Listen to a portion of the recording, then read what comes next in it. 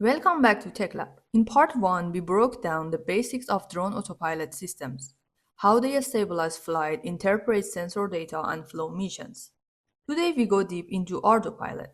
Not just what it does, but how it's built, how its algorithms work, and why it's one of the most powerful open source autopilots in the world. By the end, you will know everything you need about ArduPilot. From its architecture to sensor fusion to control loops, navigation, simulation, and even advanced tuning.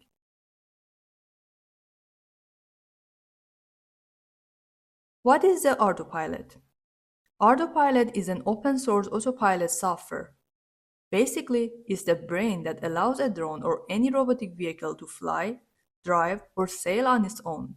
Unlike closed systems, ArduPilot is fully open source, which means its code is available for everyone to use, modify, and improve. This has allowed it to grow into one of the most advanced autopilot platforms in the world. ArduPilot has one of the longest histories in drone autopilot development. It began in 2007 as a very basic fixed-wing autopilot project. Back then, it could only stabilize a small RC airplane using a few simple sensors. What makes ArduPilot truly unique is its multi-vehicle support. Unlike many autopilot systems that focus only on quadcopters, ArduPilot is designed to work across air, land, and even underwater vehicles. This flexibility is made possible by ArduPilot's modular architecture. At its core, the same flight control logic and estimation algorithms are shared across platforms. What changes are the vehicle-specific modules, for example, how motors, control surfaces, or propellers are driven. This multi-vehicle support is one of the reasons ArduPilot has the largest user base among open-source autopilots. One of the biggest strengths of ArduPilot is that it's not locked to a single piece of hardware. Instead, it's designed to run on a wide range of flight controllers and computers. At the entry level, you will often see STM32 baseboards like the popular Pixhawk series or the Cube Orange. These are purpose-built flight controllers with fast processors, built-in IMUs, and plenty of input-output ports for sensors and peripherals. ArduPilot also runs on smaller F4, F7 controllers, which are commonly used in racing drones and lightweight builds. These boards don't have as much processing power, but ArduPilot is optimized enough to make them work reliably. And it doesn't stop there. ArduPilot can even run on Linux-based single-board computers, such as Raspberry Pi. In these setups, the Pi acts as the main autopilot or something as a companion computer that works alongside a dedicated flight controller. So, how is this possible? The secret lies in ArduPilot's hardware abstraction layer. Think of this as a translator. It creates a standard interface between ArduPilot's high-level flight code and the low-level hardware drivers. This means that whether the code is running on Pixhawk, a Cube, or Raspberry Pi, the software doesn't need to be rewritten. The hardware abstraction layer takes care of the differences in how sensors, input-output ports, and peripherals are accessed. For developers, this is huge. It means you can write new flight logic, navigation features, or control algorithms once, and they will work across different boards without modification. In short, the hardware layer of ArduPilot gives it unmatched flexibility.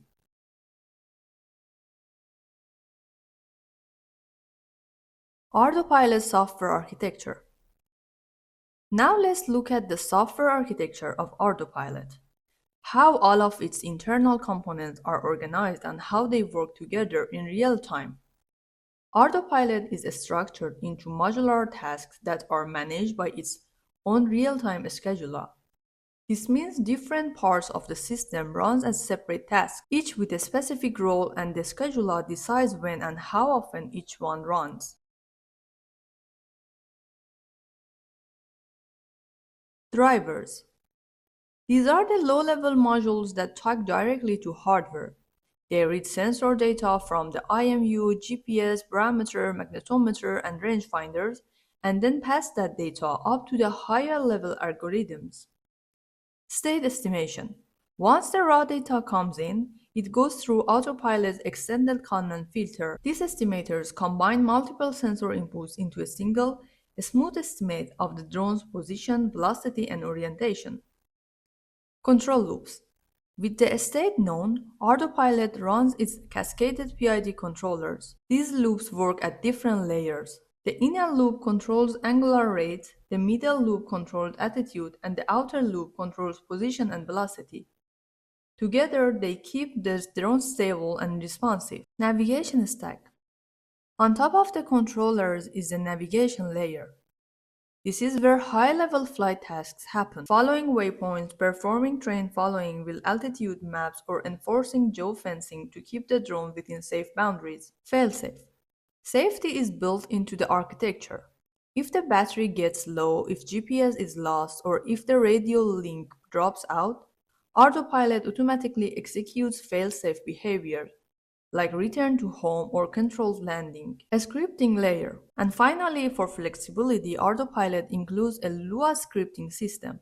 This lets users and developers add custom logic. For example, triggering a camera at certain waypoint or defining unique mission behaviors without needing to recompile the source code. The key to making all of this reliable is ArduPilot's real-time scheduler. High-priority tasks like sensor updates and control loops are always executed on time, ensuring stability and safety. Lower priority tasks like data logging and telemetry only run when there is spare CPU time, so they never interfere with flight critical functions.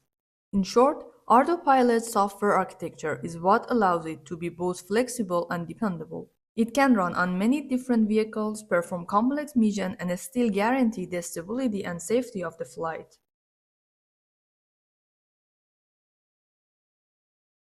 One of the most important jobs of an autopilot is to figure out the drone's state. Basically, answering the question, where am I? How fast am I moving? And how am I oriented in space? In part 1, we learned that no signal sensor is perfect. So autopilots use the extended Kalman filter to combine data from the IMU, GPS, barometer, and magnetometer into a smooth, reliable estimate of the drone's position and orientation. ArduPilot actually has two versions of the estimator: extended Kalman filter version 2 and 3. Version 2 fuses the core sensors IMU, barometer, magnetometer, and GPS to produce a stable state estimate. Kalman filter version 3 builds on this and allows more flexibility. It can take additional inputs like optical through cameras, external vision systems, dual GPS receivers, or even operate in GPS-denied environments using other sensors. How does the Kalman filter work? It's based on a two-step cycle. Prediction. The filter predicts the drone's next state using a motion model, where X is the state, U is the control input, and W is process noise. Update. The filter corrects that prediction using real sensor measurements, where Z is the measurement, H is the observation model, and V is the measurement noise. By repeating this process hundreds of times per second, the extended Kalman filter produces an accurate estimate of roll, pitch, yaw, velocity, and position. The beauty of this system is robustness. If one sensor becomes unreliable, say GPS drops out in a tunnel, the extended Kalman filter continues to estimate the state using the remaining sensors. When GPS comes back, the filter smoothly integrates it again. This is why drones running ArduPilot can hover precisely, follow waypoints, and recover from temporary sensor failures. Without the extended Kalman filter, autonomous flight would be impossible.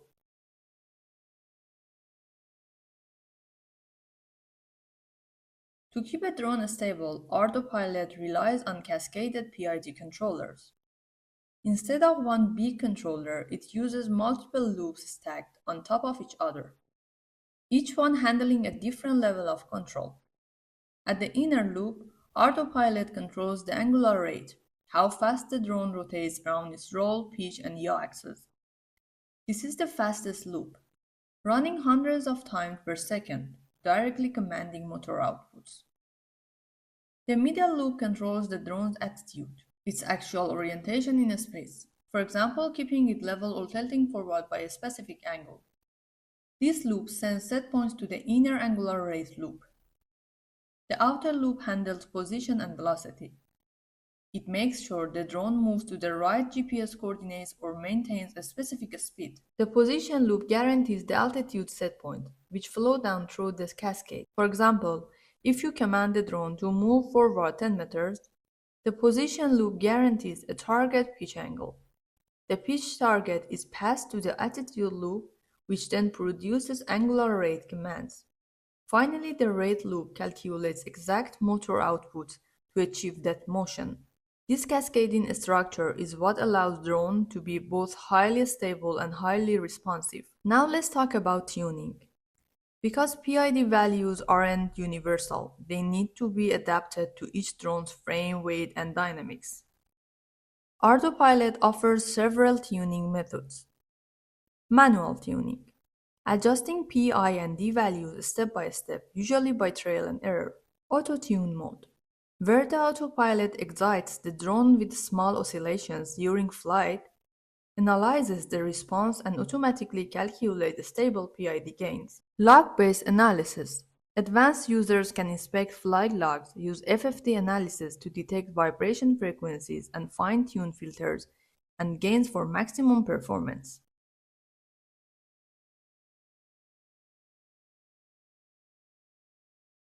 Beyond stabilization and control, ArduPilot is packed with a powerful navigation stack. This is what transforms a drone from a simple flyer into a fully autonomous vehicle. Waypoint missions. You can design GPS-based routes where the drone flies point to point with precise altitude control. For example, a mapping drone can automatically fly a grid pattern to survey farmland. Terrain following. Using digital elevation maps or sensor like LiDAR, the drone can maintain a constant high above ground, even when flying over hills or uneven landscapes. Precision landing. With the help of vision systems or beacon-based aids, ArduPilot can guide a drone to land on a marked target, like a charging pad with centimeter-level accuracy. Geofencing. To keep operations safe, you can define virtual boundaries. If the drone tries to leave the zone, ArduPilot can stop it or trigger fail-safe behaviors like return to home. Guided mode. Behind pre-planned missions, ArduPilot accepts dynamic commands in real time. You can adjust waypoints from a ground control station like a Raspberry Pi, send instructions on the fly. All of this can be pre-programmed in Mission Planner or Q Ground Control or updated in real time during the mission.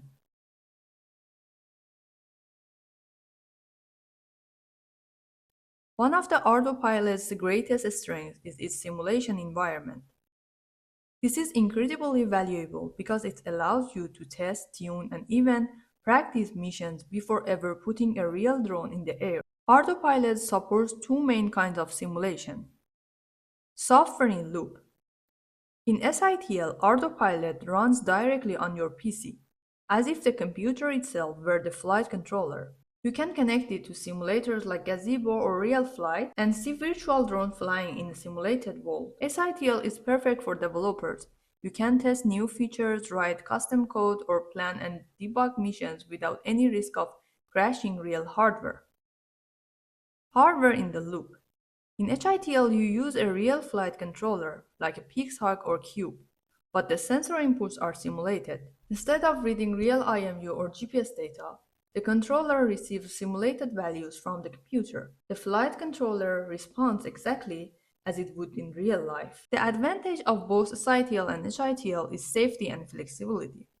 You can test new control algorithms, tune PID values, practice mission planning, verify fail-safe behaviors like GPS loss or battery emergency without risking a real crash. In short, simulation is what makes ArduPilot not just an autopilot, but also a powerful development and training platform. It lets you explore ideas, test code, and build confidence before moving to real-world flights. So that's ArduPilot, a mature, powerful, and flexible autopilot system that runs on almost any vehicle you can imagine. In Part 3, we will look at Pix4, a modular, research-oriented autopilot with deep robotics and AI integration. Subscribe to TechLab so you don't miss it.